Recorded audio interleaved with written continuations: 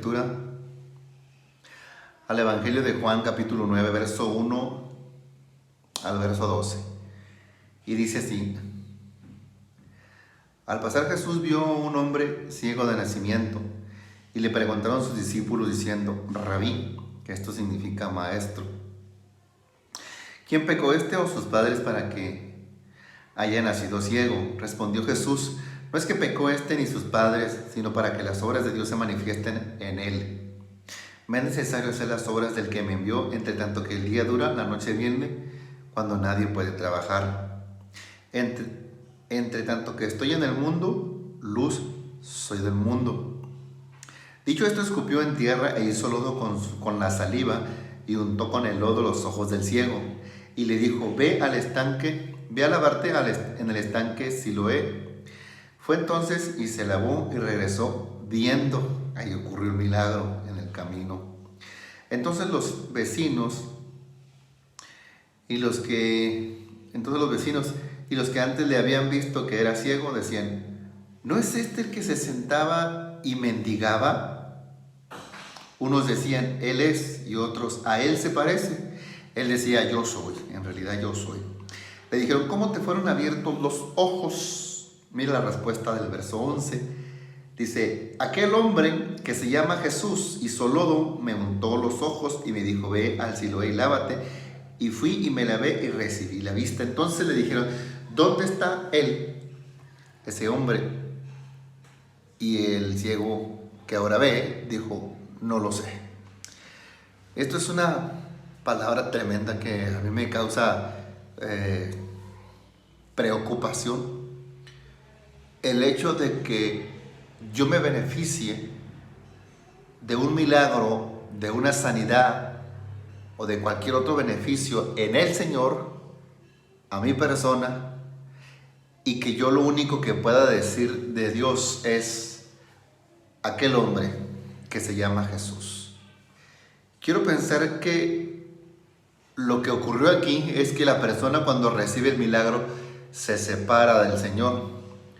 No sé si te ha tocado conocer a alguien, o en tu misma persona, que has estado en problemas o has estado enfermo y has estado pidiendo a Dios, has estado clamando, has estado sufriendo mucho, y en un de repente Dios hace algo en ti. Dios te cura, Dios te sana, Dios te fortalece, Dios te ayuda, y de repente tú dejas de insistir en la búsqueda, dejas de buscar a Dios de la manera en que lo buscabas cuando tenías ese problema.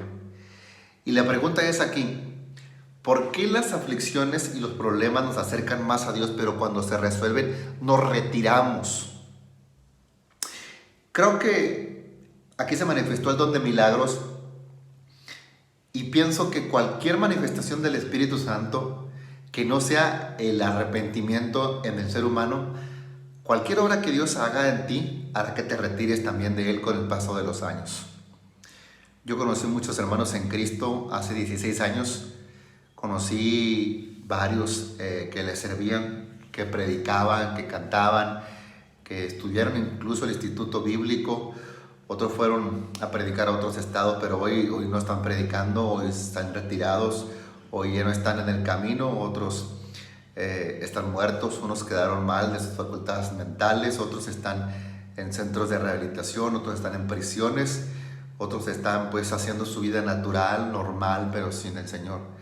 Después de que el Señor les sanó de cáncer, después de que el Señor los sacó de las drogas, después de que el Señor les prestó nuevamente la confianza que no tenía su esposa sobre ellos, después de que perdonó sus pecados, después de que los levantó de una silla de ruedas, después de que les devolvió la vista, como en este caso a este ciego, que cuando se acercan las personas y le preguntan sus vecinos, le dicen: ¿quién es? Y dice: aquel que se llama Jesús. Quiero entender que el hombre estaba agradecido, pero no sabía qué hacer, no sabía qué seguía después del milagro. Y lo vemos con una respuesta pues que no convence del todo.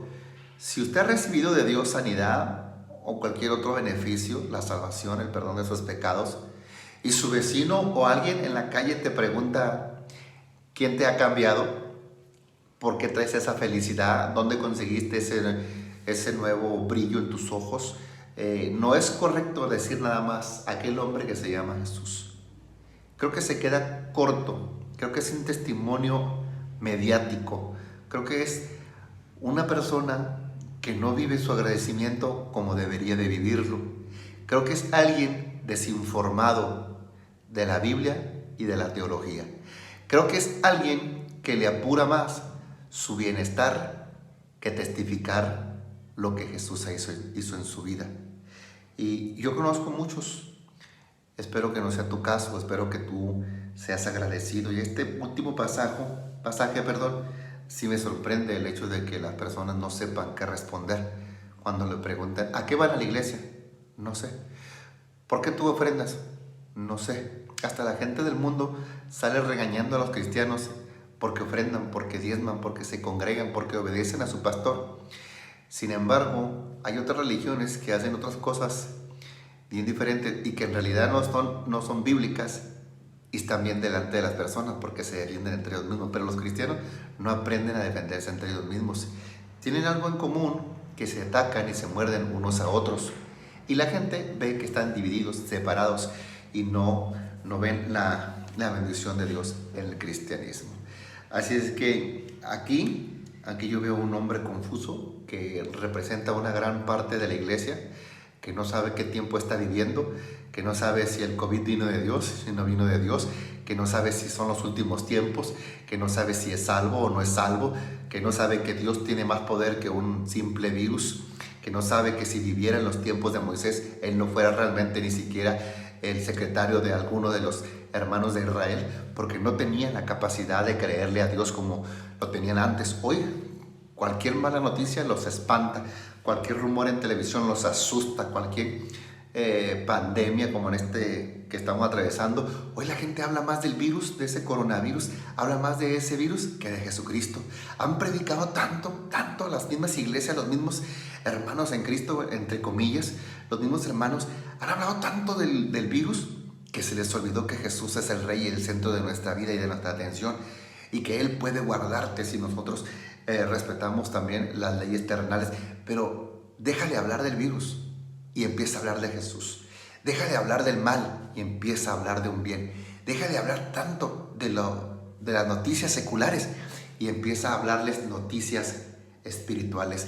Empieza a hablar palabra de Dios, empieza a hablar Biblia, empieza a hablar sanidad, empieza a hablar salvación, empieza a hablar restauración. Deja de repetir como un loro lo que el mundo dice que te va a venir y empieza a repetirle al mundo lo que Dios ya había dicho que ahí iba a venir, y demuéstrales que no tenemos temor, que estamos seguros en Dios y que el que Dios quiera perecerá y el que Dios quiera vivirá.